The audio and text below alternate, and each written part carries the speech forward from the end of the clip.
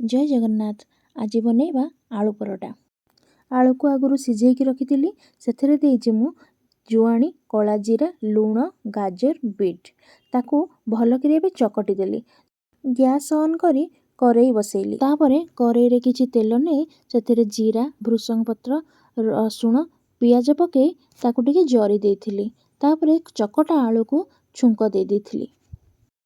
किछि समय आलू को ठंडा आपाई छाड़ी देइथिली। आगुरु अटा को चकटिकी रखिथिली। तापरे भलकरी टिके बेली देली। बेली सारला परे ताप मझिरे पुर देई ताकू चारि भांग करदेली। एबे बारी भलकी बेलीबार। आसंतु केमिति बेलीबा देखिबा।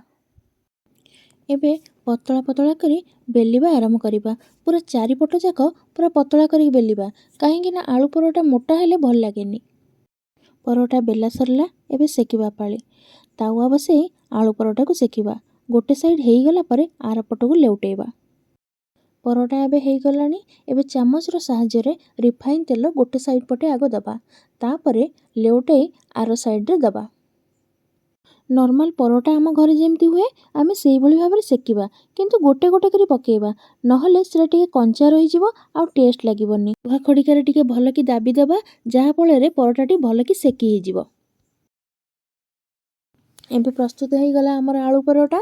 आलू परोटा सहित दही चिनीटा बहुत बढ़िया लगे, किंतु राति समय बोली मु सिजवान चटनी रे काम चलाई देछि। आपण माने भी आपण को घरे बनांतु। केमिति हैला मते कुहंतु।